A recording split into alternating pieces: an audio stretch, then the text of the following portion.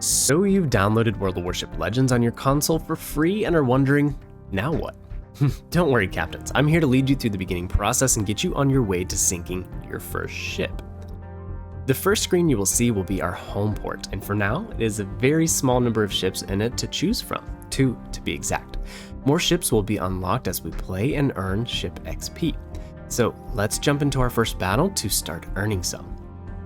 Before you fire your first shot, I would recommend going into your settings and making the following changes. 1. We're going to want to pick a controller preset. That will be important from the start. Personally, I use preset 5 as it is better than the stock preset with more features. It's best to pick your preset early on so that you don't have growing pains down the road. Scroll on down to collision prevention and disable that. This feature can be clunky at times and get you into more trouble than it's worth. Finally, go over to the display settings and increase the size of your HUD. This will make viewing your minimap easier and allow you to have a better grasp of how the battle is going. The game will give you some initial pointers, and I'm going to go over the HUD with you. Now, the minimap in the top left corner is your best friend and gives you a bird's eye view of the battlefield.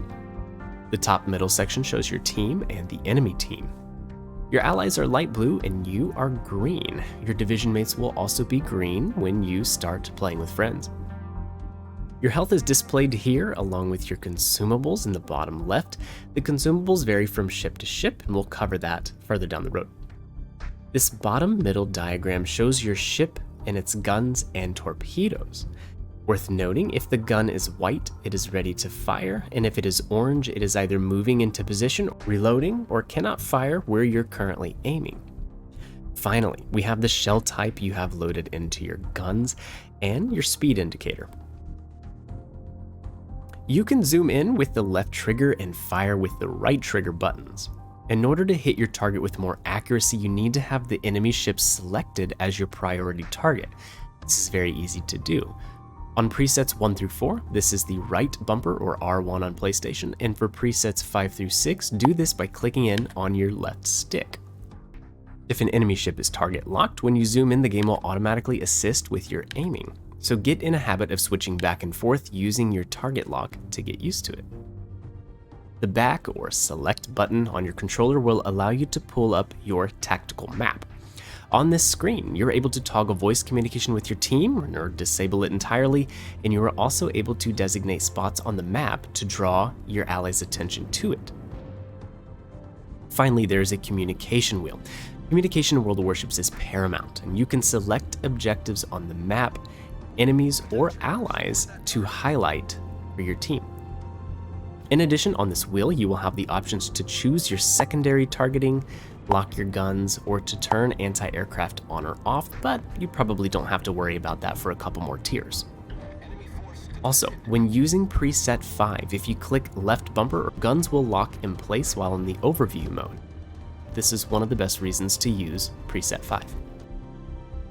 Congrats! You've won your first match and hopefully sunk your first ship.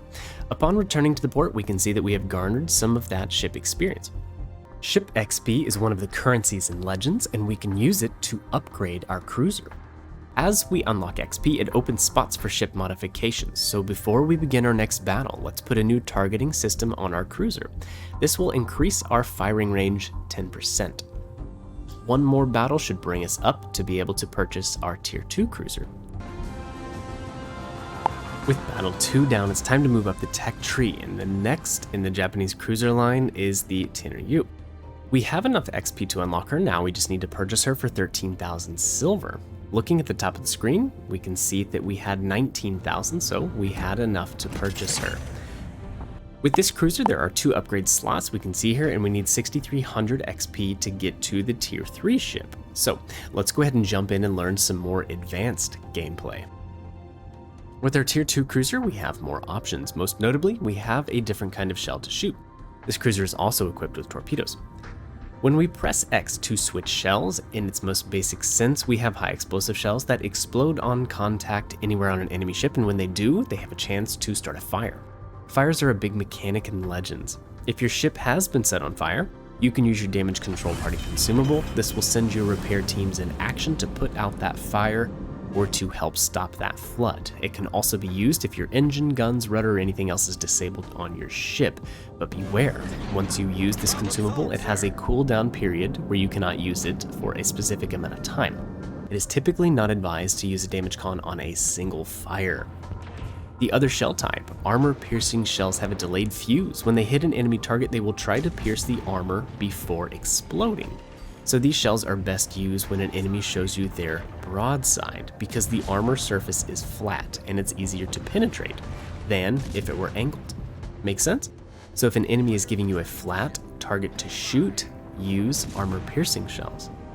If the enemy is being smart and angling their armor, continue to use high explosive shells. Experiment shooting each type of shell, and when you do, watch what are happening to the shells. You'll see symbols pop up on the right side of your screen. The first symbol means the shell penetrated the armor and did damage, and you should see a corresponding damage number pop up. The second symbol means the shell went in one side of the ship and out the other side without exploding. The third symbol means the shell shattered, not doing any damage. The fourth symbol means the shell penetrated an outer armor layer and shattered inside the ship, not doing any damage. And the fifth symbol means the shell ricocheted or bounced off of the armor. The only way for you really to understand how they best work is to experiment and to continue to use them and see what works in certain situations. Torpedoes can be brought up using the Y button. While in this mode of firing torpedoes, you can use X to make the torpedo spread narrow or wide.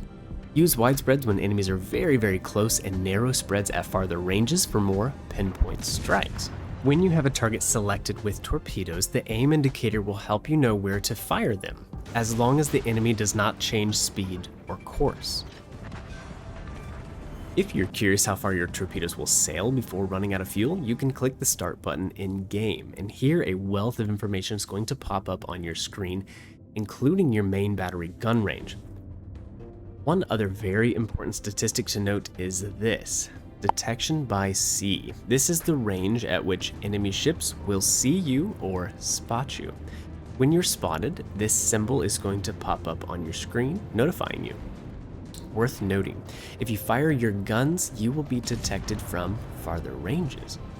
Remember our mini-map? Let's take a look back at it for a good example of this. The gray circle is your main battery firing range. It's how far you can shoot when you pull the right trigger. And the blue line is your concealment. When you pull the trigger and fire your guns, your detection range automatically gets larger and goes up to that gray circle. It will stay this way for 20 seconds before returning to normal. Congrats, you have the basics down and are on your way to be a legendary captain. Dasha approves. Once you have earned 6,300 ship XP, you can buy the Tier 3 Japanese cruiser, the Kuma, and keep it working your way up the line. Now, one very important thing to point out at the beginning of your journey.